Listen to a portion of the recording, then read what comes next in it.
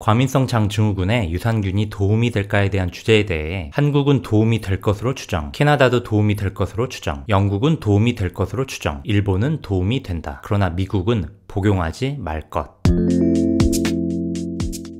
오늘의 영상은 지난 59번 영상에서 설명드린 영양제 연구 논문에 대한 기본적인 지식이 있으셔야 쉽게 이해가 되실 겁니다. 일단 과민성 장증후군이 무엇인지에 대해 먼저 설명드릴게요. 의학 교과서에서는 장 내부에 구조적인 문제가 없는 상태임에도 불구하고 복부 불편감과 배변 습관의 변화를 일으키는 질환이라고 안내하고 있어요. 진단 기준으로만 본다면 다음과 같습니다.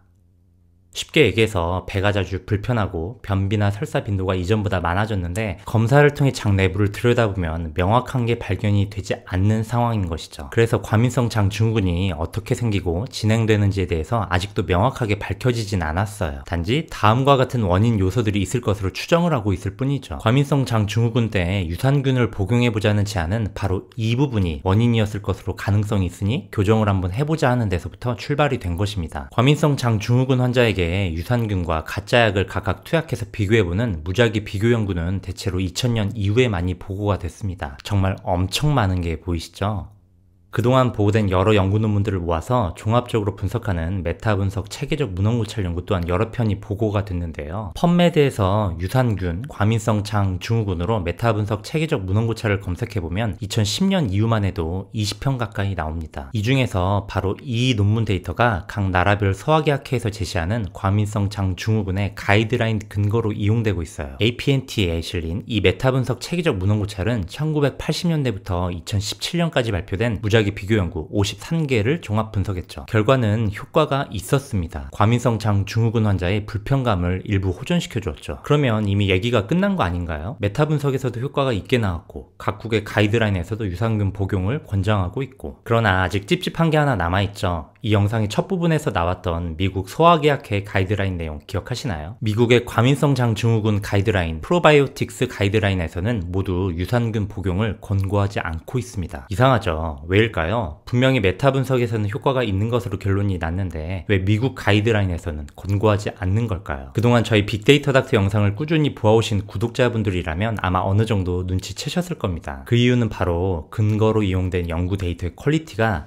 낮았기 때문이었습니다. 메타 분석은 여러 연구 논문들을 모아서 종합적으로 분석하는 연구이기 때문에 각각의 연구 논문들의 퀄리티가 낮다면 종합적인 결론도 당연히 퀄리티가 떨어질 수밖에 없을 거예요. 각국의 학회에서 근거로 삼고 있는 APNT에 실렸던 이 메타 분석에는 총 53개의 연구 논문이 포함되어 있었는데 이 중 반 이상이 연구 데이터의 퀄리티가 평가가 불가능한 것으로 나타났죠. 그리고 보다 더 큰 문제는 분석 결과 출간 오류가 발견됐다는 점이에요. 세상에는 무수히 많은 연구 데이터가 있지만 연구자들이 그 데이터들 중 효과가 있게 나온 것만 학회에 보고를 하는 바람에 효과가 있게 나온 연구 논문들만 세상에 출간된 상황을 뜻하는 오류예요. 지난 87번 커큐민을 주제로 했던 영상에서도 설명드렸었죠. 커큐민 메타 분석에서도 커큐민이 관절염 증상을 좋아지게 하는 것처럼 결과를 보였지만 출간 오류가 발견돼서 해석에 주의가 필요하다고 말이죠. 즉 데이터들이 매우 편향되어 있기 때문에 미국 가이드라인에서는 유산균의 효과 가능성은 있을지언정 객관성이 떨어지는 문제로 인해 과민성 장증후군 환자가 유산균 복용하는 것을 공식적으로 권고하지 않는 결정을 내린 것입니다. 한국, 캐나다, 영국의 경우도 공식적으로는 유산균 복용을 권고하는 입장이지만 그 내용을 자세히 들여다보면 다음과 같습니다. 효과가 있을 것으로 추정하지만 권고 사항의 근거 수준은 낮다. 여기서 보이는 로우 퀄리티 에비던스의 의미는 다음과 같아요. 최종 결론을 내리기 위해서는 더 많은 데이터가 필요하며 결론은 변경될 수 있음. 또 하나의 문제는 과민성 장증후군 자체가 매우 복합적인 요인들에 얽혀있는 질환이다 보니 증상도 매우 다양하고 여러 가지라는 점이에요. 그래서 효과가 있다는 메타 분석들을 보아도 유산균이 증상의 일부만 호전시켜 주었을 뿐 모든 증상을 개선시켜 주진 못한 것으로 나타났습니다. 그리고 가장 결정적인 문제는 유산균의 종류가 너무 많다 보니까 연구들이 진행될 때 각각 다 다른 균들로 이루어지게 되면서 정확히 어떤 균종이 어느 정도의 용량이 과민성 장증후군에 효과가 있는지 결론이 모아지지 않았다는 점이에요. 여러 논문들과 가이드라인에서는 바로 이 부분에 대한 문제점을 지적하고 지적하고 있죠. 의학 교과서에서도 확실한 결론은 내리지 않고 있어요. 미국이 왜 이러한 입장을 취했는지 조금은 납득이 되시죠? 영국 가이드라인에서도 그러한 연유로 과민성 장증후군 시 유산균을 먹어볼 수는 있으나 효과가 없다면 중단하라는 공고사항이 들어가 있습니다. 요약하면 다음과 같아요. 지난 영상에서 연구 가설의 검증의 과정은 무죄 추정의 원칙과 유사하다고 설명드린 적이 있죠. 이로 비유해서 설명드리면 유산균이라는 범죄 조직이 모든 정황상 죄를 지은 것으로 추정은 되지만 아직 결정적인 증거 한 방을 찾지 못했고 최대 난제는 조직 내에서 누가 가장 핵심 인물인지를 모르는 상태라고 할 수 있습니다. 그래서 경찰과 검찰이 유산균 조직을 체포해서 사법부로 보냈지만 최종적으로 판사가 처벌을 못 내리고 있는 상황인 것이죠. 사실 나라마다 학회마다 전문가마다 과민성 장증후군 치료에 있어 유산균에 대한 입장과 해석이 다르다는 것부터가 모두를 아우를 수 있는 명백한 증거가 부족하다는 것을 보여주는 것이기도 하죠. 제 개인의 의견도 모든 정황상으로는 유산균이 어느 정도 효과가 있을 것으로 추정은 되는데요. 명백한 하이 퀄리티의 증거 부족으로 여러분께 적극적으로 권장하지 못하는 이 상황이 아쉬울 따름입니다. 여기서 영상을 이대로 끝내버리면 여러분께서 너무 허무해하실 것 같아서 흥미로운 데이터 하나 보여드리고 마무리할게요. 사실 지금 보여드릴 이 데이터를 찾는데 매우 긴 시간과 많은 노력이 필요했어요. 1983년부터 2021년까지 발표된 무작위 비교 연구들을 모아 종합 분석한 메타 분석 논문들 중에 가장 많은 연구들을 모은 메타 분석 하나를 찾을 수 있었는데요. 지금까지 발표된 과민성 장증후군 유산균 관련 논문 중 데이터가 가장 많고 가장 포괄적인 데이터가 포함된 메타 분석, 체계적 문헌 고찰이라 할 수 있을 것 같습니다. 이 논문은 2022년 Frontiers in Pharmacology 학술지에 발표가 됐고요. 총 65개의 무작위 비교 연구를 종합 분석했습니다. 결과는 다른 메타 분석들과 비슷했어요. 효과는 있지만 연구 데이터들의 퀄리티가 높지 못하다. 그런데 이 연구 논문은 다른 논문들과 달리 특별한 차별점이 하나 있었어요. 바로 과민성 장증후군의 가장 효과적인 유산균 종류에 대한 단서 하나를 제공했다는 점인데요. 그게 어떻게 가능했냐면 네트워크 메타 분석이라는 최신 통계 분석 기법을 사용했기 때문입니다. 네트워크 메타 분석에 대해서는 다음 기회에 자세히 설명드리기로 하고요. 두 개의 약을 직접 비교하지 않고도 간접적인 방법으로 둘 중에 뭐가 더 효과가 큰지를 찾아낼 수 있는 통계 분석 기법입니다. 식약처에서는 사람에게 유익한 유산균을 크게 5개의 카테고리로 나누고 있는데요. 본 논문 데이터 분석 결과 그나마 하이 퀄리티 연구들 중에서 과민성 장증후군의 효과가 가장 뛰어났던 유산균 카테고리는 락토바실러스였습니다. 그리고 안타깝게도 이 중에 어느 종이 가장 뛰어난지에 대해서는 일치된 데이터는 없었습니다. 하이 퀄리티의 연구 데이터 비율이 높지 않았기 때문에 결과는 언제든 뒤집힐 수 있다는 점을 꼭 기억하시고요. 영상을 보시고 나서 어떤 느낌이 드시나요? 유산균이 효과가 있다, 없다. 단 한 문장으로 말하기엔 너무도 많은 스토리들이 담겨 있지 않나요? 영양제란 존재는 알면 알수록 확신을 갖기가 참 어려운 세계에 있는 것 같습니다.